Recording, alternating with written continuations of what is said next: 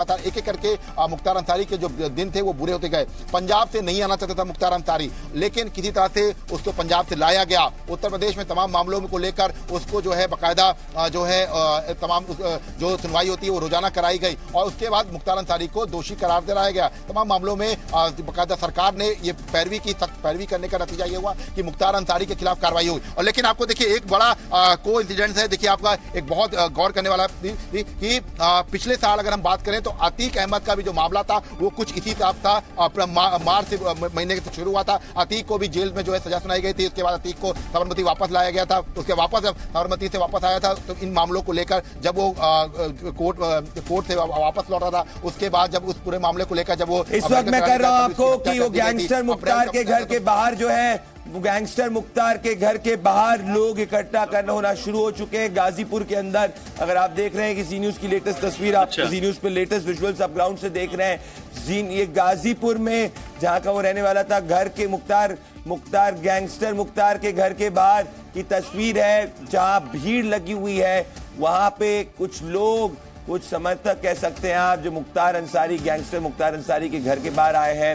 ये सिर्फ और सिर्फ आप जी न्यूज पे देख रहे हैं दर्शकों, और जो इस वक्त आप स्क्रीन पे देख रहे हैं वो यही है कि गैंगस्टर मुख्तार अंसारी को एम्बुलेंस से निकाला जा रहा है। विशाल, उसके घर के बाहर लोगों की भीड़ इकट्ठा होना शुरू हो गई है। ये गैंगस्टर था, ये क्रिमिनल था विशाल। देखिए बिल्कुल आपको बता दें कि गैंगस्टर था और आपको बता दें कि मुख्तार अंसारी के ऊपर तमाम मुकदमे जो हैं वो दर्ज थे। और फिलहाल इस वक्त की सबसे बड़ी खबर है कि गैंगस्टर मुख्तार अंसारी की मौत हो गई है। और तो ये कौन विशाल, ये जो लोग इकट्ठे हो रहे हैं उसके घर के बाहर, ये जो लोग इकट्ठे हो रहे हैं उसके घर के बाहर, क्या उसके परिजन है, क्या ये उसके समर्थक है, कौन है ये लोग? देखिए आपको बता दें कि ये जो तमाम उसके जो समर्थक हैं वो है, क्योंकि परिजन जितने भी थे वो सभी जो है बांदा की तरफ रवाना हो गए थे। बांदा के आसपास के भी जो इलाके हैं जहां पर उसके परिवार रहते हैं उनको भी इत्तला करा दी गई थी। मतलब साफ तक एक मैसेज दे दिया गया था। ऐसे में कुछ देर के बाद अफजाल अंसारी और जो वकील है मुख्तार अंसारी के, इसके साथ मुख्तार अंसारी का जो बेटा है उमर, वो जो है बांदा पहुंच जाएगा। लेकिन ये जो तमाम लोग हैं ये उसके समर्थक हैं। इसके साथ साथ ये कहा जा सकता है कि मुख्तार अंसारी जो पूर्वांचल में एक बड़ा माफिया डॉन था, वो ऐसा डॉन था, लगातार उसने कई अपने सामने जो ऐसे लोग थे जिनको खड़ा नहीं होने दिया। चाहे कृष्णानंद राय हो, कृष्णानंद राय ने उसकी जो बादशाह थी उसको चैलेंज किया था, वो जो है उनको खड़ा नहीं दिया। इसके साथ अशोक सिंह के जो भाई थे उनकी हत्या मऊ में की गई थी। तो ये राजनीतिक वर्चस्व को लेकर लगातार, चाहे टेंडर्स को लेकर, ठेके को लेकर, मुख्तार अंसारी इस तरह की हत्याएं करवाता रहा है। पूर्व में भी अगर आप देखिए तो मैंने चूंकि उसको बहुत करीब से कवर किया है, तो मुख्तार अंसारी का जो पूरा एक जो नेटवर्क था वो बहुत बड़ा नेटवर्क था। अगर रेलवे के स्क्रैप की बात करें, इसके साथ साथ जो एक पूरा टावर माफिया का जो काम होता था, वो उसकी लड़ाई हमेशा जो है हमेशा माफियाओं से होती रही है। बल्कि सबसे बड़ी जो उसकी लड़ाई रही है वो ब्रजेश सिंह के साथ रही है।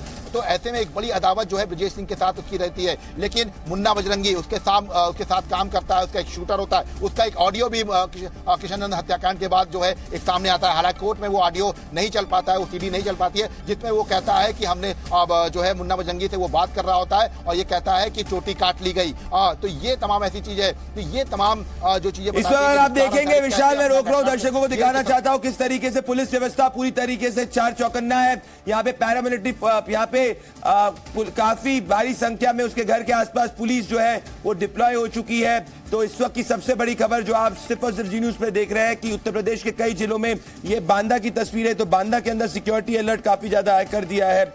और ये हॉस्पिटल के बाहर भी पुलिस फोर्स काफी भारी संख्या में कर, उसके घर के बाहर भी पुलिस फोर्सेज जो है। और यहाँ पे आप देखेंगे पुलिस जो है वो कंप्लीट मार्च कर रही है, एक मैसेज देने की कोशिश कर रही है कि कोई भी कानून व्यवस्था को अपने हाथ में ना ले। विशाल, देखिए आपको एक बड़ी अपडेट दे देता हूं मैं कि मुख्तार के भाई अफजाल और सिफतुल्लाह अंसारी जो है वो बांदा पहुंच रहे हैं और मुख्तार के परिवार के सामने ही वीडियो कैमरे में पोस्टमार्टम होगा। मतलब पोस्टमार्टम का पूरा जो है वीडियोग्राफी कराई जाएगी और उसके बाद उस बॉडी को जो है परिवार वालों को सौंप दिया जाएगा। और जो ये पूरा जो सुपुर्द खाक का जो पूरा प्रक्रिया होगी वो गाजीपुर में की जाएगी। अंसारी परिवार के जो तमाम जो कब्र है उनके बीच में ही मुख्तार अंसारी को दफनाया जाएगा। तो फिलहाल ये कह सकते हैं कि दशकों से चली आ रही जो एक अदावत की जो दुनिया थी, एक जो बड़ा जरायम की जो दुनिया थी, उसका अंत हो गया है। मुख्तार अंसारी अब नहीं रहा एक बड़ा माफिया जो उत्तर प्रदेश में कई सालों तक राज करता रहा, कई सरकारों में इसका दबदबा रहा, वो अब नहीं रहा, उसकी मौत हो गई है। मौत का कारण फिलहाल अभी तक जो जानकारी सामने आई है, हार्ट अटैक है। जेल के अंदर उसको हार्ट अटैक हुआ है, ऐसे में ये जानकारी सामने आई है। फिलहाल पुष्टि हो चुकी है और मुख्तार अंसारी अब इस दुनिया में नहीं रहा। सालों से जिसकी अदावत चलती रही हो तमाम माफियाओं से, सालों से जिसका साम्राज्य चलता रहा हो पूर्वांचल में, वो अब इस दुनिया में नहीं रहा। जिसने कई हत्याएं कराई, कई ऐसे कांड कराए जिसको लेकर लगातार जो है कई सालों तक चर्चा होती रही, लेकिन अब आप देखिए कि इस पूरी दुनिया को वो छोड़कर जा चुका है। और मौत कैसे हुई है? एक जो कॉमन मौत है वो हुई है। हालांकि वो कई बार आरोप लगा चुका था कि उसकी जो है हत्या करा दी जाएगी, अफजाल अंसारी आरोप लगाता रहा, लेकिन अब जो उसकी मौत का कारण आया है वो आया है कि उसको हार्ट अटैक हुआ था और उसी चलते जो है मुख्तार अंसारी की मौत हो गई। पिछले कई बार मुख्तार अंसारी काफी डरा भी जेल के अंदर, इस बारे में उसने अपने हमेशा पेशी में वीडियो कॉन्फ्रेंसिंग के जरिए कहा, यहां तक कि कहा कि वो बूढ़ा हो चुका है, बहुत परेशान है, बीमार रहता है। इस बारे में भी जो है कहता रहा, यहां तक कि जब उसको सजा सुनाई गई वो रोया, तो माफिया रोया भी था। तो अब फिलहाल माफिया रोए या कुछ भी करे, मैं कहता हूं आपसे बॉटम लाइन ये है, मैं कहता हूं विकास की बॉटम लाइन, वो रोए या कुछ भी करे, वो माफिया था। वो माफिया था, 60 से ज्यादा उस पे केसेस थे, वो माफिया था, 60 से ज्यादा उस पे केसेस थे, कानून अपना काम कर रहा था। अब वो रोए या कोई भी करे, वो बात कैसा भी वो करे, पर कानून अपना काम कर रहा था और उस पे 60 से ज्यादा केसेस थे, हत्या के उस पे आरोप लगे, मेजॉरिटी केसेस के अंदर वो कन्विक्टेड था। तो बड़ी बात मेरे हिसाब से ये है। तो इस वक्त विशाल जो कहा जा रहा है कि समझना चाहिए दर्शकों को कि एक गैंगस्टर माफिया की मृत्यु हुई है, उसको दिल का दौरा पड़ा था, एक गैंगस्टर का अंत, ये एक अतीक अहमद मारा गया था, अब मुख्तार की मौत हुई है। तो एक गैंगस्टर एक दूसरे गैंगस्टर की मृत्यु हुई है और बांदा मेडिकल कॉलेज के बाद उसको पोस्टमार्टम के बाद उसका शव जो है वो उसके परिवार को सौंपा जाएगा। विशाल, गैंगस्टर, 60 से ज्यादा केसेस, हत्या का केस, आर्म्स एक्ट का केस, टेरर हुआ करता था उसका उत्तर प्रदेश के अंदर, उत्तर प्रदेश की जनता को खौफ में रखता था एक समय में। अभी उत्तर प्रदेश में कानून व्यवस्था योगी आदित्यनाथ के अंदर पूरी तरीके से उत्तर प्रदेश की कानून व्यवस्था जो है इसको कहा जाता है टॉप है, कोई भी अपनी कानून अपने हाथ में नहीं ले सकता विशाल। और ऐसी स्थिति में इस गैंगस्टर की मृत्यु हो जाती है। अब पोस्टमार्टम होगा इस गैंगस्टर का। अगर आप देखें कि दर्शक जो देख रहे हैं कि एम्बुलेंस से उसके बॉडी को लाया जा रहा है, उसकी बॉडी को एम्बुलेंस लाया जा रहा है, जब उसकी बॉडी को एम्बुलेंस लाया गया था तभी उसकी हालत बहुत नाजुक थी। तो इस वक्त की बड़ी खबर यही है कि मुख्तार अंसारी गैंगस्टर की मृत्यु हो चुकी है। जो लोग जी न्यूज को ज्वाइन कर रहे हैं इस वक्त रात को 10:36 का समय हो रहा है, मैं बताना चाहता हूं कि गैंगस्टर मुख्तार अंसारी की मृत्यु हो चुकी है। जी न्यूज ने सबसे पहले आपको बताया था कि गैंगस्टर मुख्तार अंसारी की हालत नाजुक है। जी न्यूज ने सबसे पहले जी न्यूज ने आपको सबसे पहले वो विजुअल बताया कि किस तरीके से इस गैंगस्टर की मौत हो चुकी है, इसकी मृत्यु हो चुकी है और इसके एम्बुलेंस से लाया जा रहा है। मतलब एक और गैंगस्टर का दी एंड, ये नेचुरल दी एंड हुआ इस गैंगस्टर का। 60 से ज्यादा केसेस है, आर्म्स एक्ट का केसेस है विशाल इसके ऊपर। और